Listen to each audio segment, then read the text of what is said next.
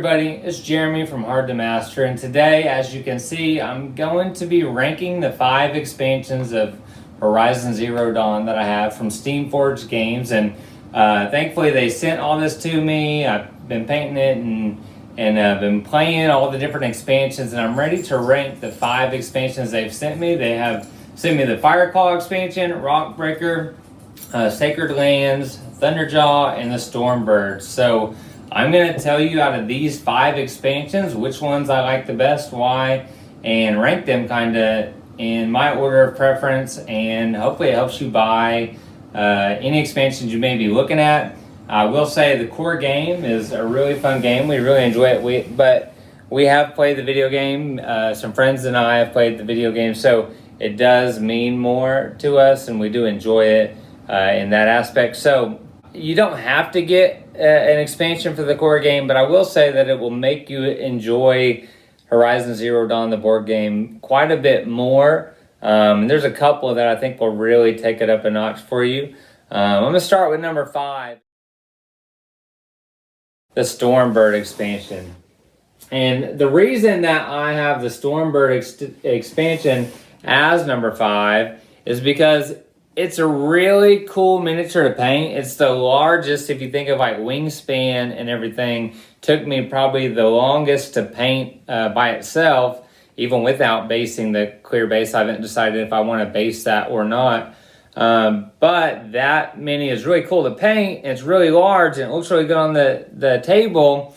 The one thing that we found was that with the Stormbird expansion, it wasn't the most difficult boss out of all the big expansion bosses that I listed that I've played. It was actually one of the easier for us to beat. We didn't feel like it was super challenging. I do enjoy the aerial version of the bird and inflicting a condition to make it fall, or if it just hasn't landed for a time, it will land and do attacks on the ground.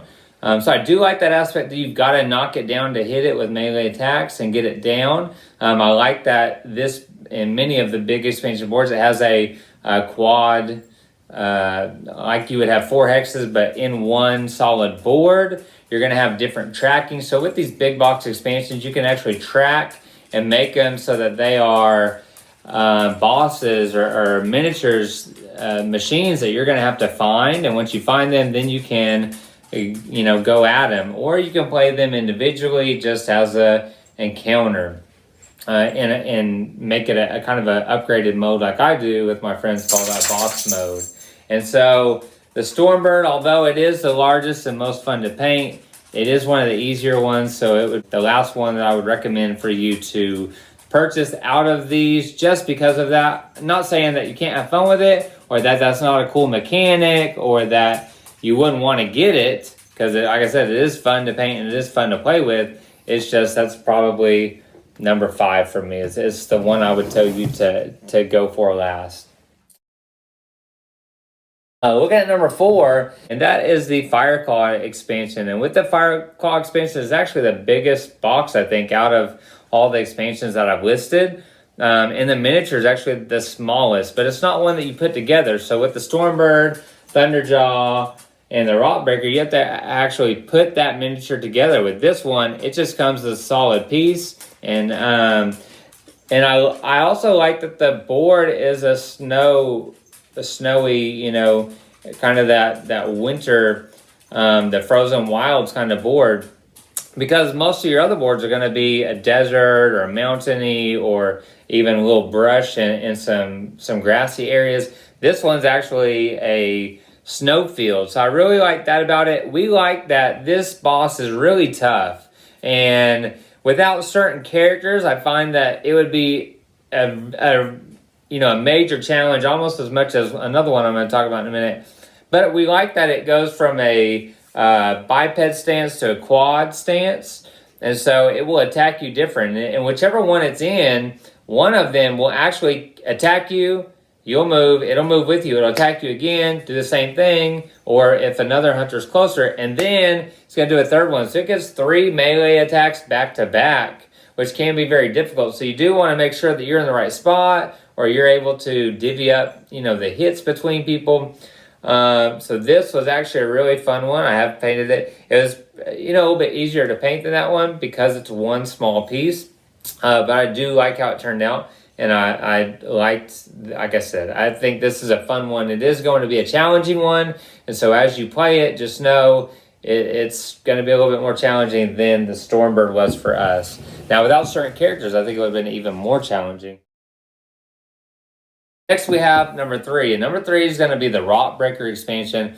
We really liked how this expansion is a large miniature. It was really fun to paint. But in addition to just that, it's going to be a boss that's going to tunnel and move around the board. So later on in the game, after you've taken out some of its arms and removed some of those tunnel cards, it's not going to move as much and you can actually know where it's going to be and hit. But in the beginning of the game, this thing is constantly moving around the board and he may just pop up and start attacking you because you're in that range. And so you've got to be careful and be planning for where he's going to pop up and trying to take out those components so that he's not moving across the board.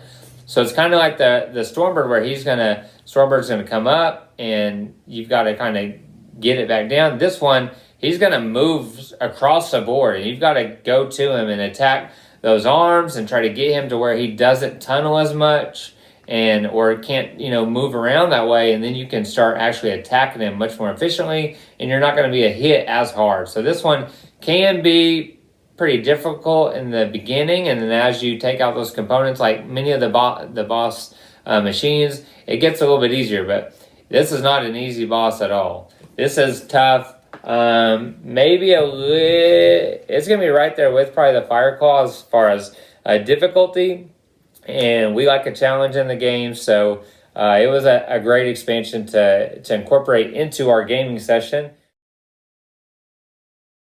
Number 2 is going to be on here for a little bit different reasons. Number 2, I would suggest out of these expansions that I have would be to get the Sacred Land expansion. And with this one, not only are you going to get some medium and smaller size miniatures, and you're going to have tiles. So this is going to resemble a lot of what you get in a core game. You're going to have tiles. You're going to have different smaller machines, a medium-sized machine, and you're going to have some heroes. And the 2 heroes in this box are very fun to use. One, the Nora Scavenger, they're going to be scavenging items or salvage, and you can use that salvage to craft more. So you can actually keep that character alive much easier, and it's really helpful with some of these other bosses.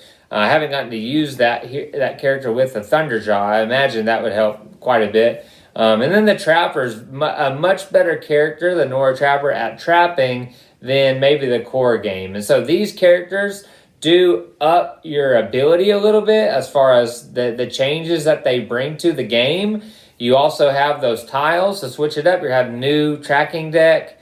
You're going to have several different miniatures. You have 2 long legs, 4 red eye warriors, 2 stalkers, 2 snap maws, and then you have a fire bellowback and a frost or ice bellowback. And so this expansion is really good. Also, we really enjoyed just incorporating the new characters, incorporating the new machines into the game. So if you have the core game, this is definitely one that if you're wanting to expand it and you're not ready to take on a big giant boss, I would definitely recommend this out of the 5 that I have. And there's some other ones that add characters that I haven't had a chance to play. Maybe I'll get the chance in the future and can update this for you. But as of now, this is a great expansion. Number 2, the second most I would recommend.